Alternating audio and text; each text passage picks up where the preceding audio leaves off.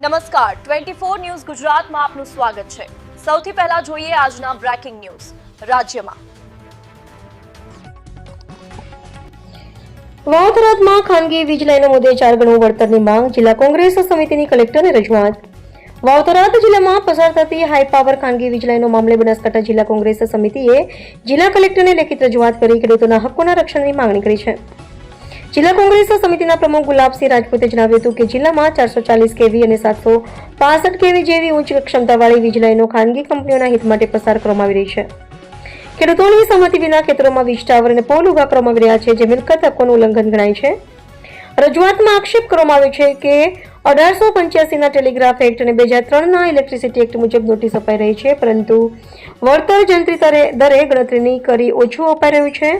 જિલ્લા કોંગ્રેસ સમિતિએ 2013ના જમીન સંપાદન કાયદા મુજબ બજાર ભાવના 4 ગણા વળતર આપવાની માંગ કરી છે। રાધાનેસડાથી મુડેઠા તથા પાટણથી રાધાનેસડા વચ્ચે નીકળતી વીજ લાઈનો અંગે અંતિમ નિર્ણય કરતા પહેલા તમામ કાનૂની દસ્તાવેજો જાહેર કરવાની માંગ કરવામાં આવી છે। કોંગ્રેસ સમિતિએ ચેતવણી આપી છે કે ખેડૂતોને ન્યાય નહીં મળે તો ગાંધી ચિંધ્યા માર્ગે આંદોલન હાથ ધરવામાં આવશે। Bureau report Ranabhai Paregi, Tharad. એના સિવાય જેટકોની લાઈનોનું કામ ચાલુ છે। આમ મળીને કુલ વાવથરા જિલ્લામાં લગભગ 4-5 લાઈનોના કામ ચાલુ છે। આવનારા દિવસોમાં લગભગ બીજી 8, 10, 15 લાઈનો આવવાની છે।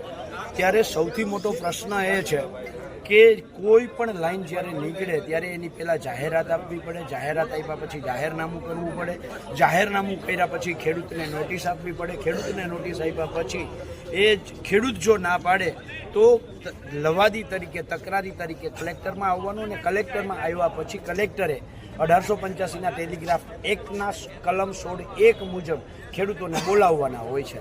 હવે અહીંયા ખાટલે મોટી ખોટ એ રહી ગઈ છે કે આમાં અમુક ખેડૂતોના એવા ફોન આવ્યા છે કે અમને આજે અત્યારે અમારા ખેતરમાં થાંભલો ઊભા કરવા માટેની નોટિસ આવી છે, એનું કોઈ જાહેરનામું જ નથી આવ્યું।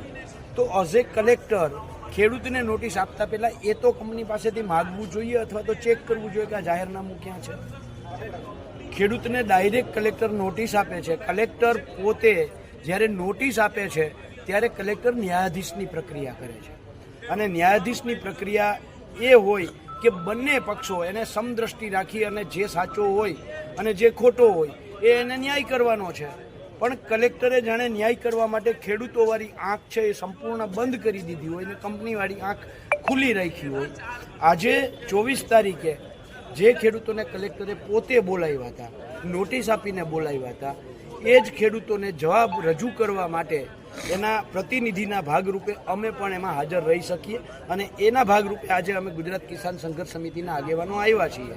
પણ જાણવા મળ્યું કે જેવી રીતે કચ્છ કલેક્ટરે ખેડૂતોને બોલાવ્યા અને અમે ગયા તો એ રજા મૂકીને જતા રહ્યા, મોરબી કલેક્ટર ભાગ્યા, જામનગર કલેક્ટર ભાગ્યા, આજે ચોથી જગ્યા એવી બની છે કે વાવથરાદ કલેક્ટર પણ ખેડૂતોને બોલાવ્યા પછી એ ભાગ્યા છે।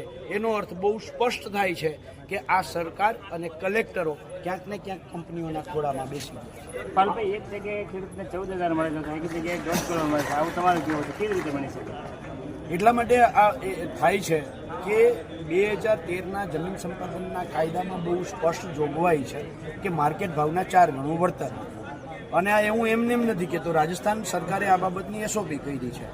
આપણા જ રાજ્યમાં નવસારી જિલ્લામાં કલેક્ટરે હુકમ કર્યો છે માર્કેટ ભાવના 4 ગણા આપવાનો, અને એની સામે વાવથરા જિલ્લાના કલેક્ટર છે એ ખેડૂતોને જંત્રી ભાવે વળતર આપવાની વાત કરે છે। એટલે જંત્રી તો કેટલી છે? 28 રૂપિયા છે પર મીટરના। માર્કેટ ભાવ કેટલો છે? તો કે 15 લાખ, 20 લાખ, 25 લાખ રૂપિયા છે। તો એ પ્રમાણે તમે મીટરનો હિસાબ કરો તો બહુ બધો તફાવત આવે છે। એટલે 14,000ની પણ ખેડૂતને આપ્યા છે, અને 1.5 લાખ, 2 લાખ, 5 લાખ પણ આપે છે। પણ આખા ગુજરાતમાં એક બાજુ એક દેશ એક કાયદાની વાત થાય છે, અને બીજી બાજુ એક જ ગુજરાતના અંદર અલગ અલગ રાજ્યોમાં, અલગ અલગ જિલ્લાઓમાં, અલગ અલગ ખેડૂતોમાં અલગ અલગ વળતર આપવામાં આવે છે। વાવથરાદના ખેડૂતોને ન્યાય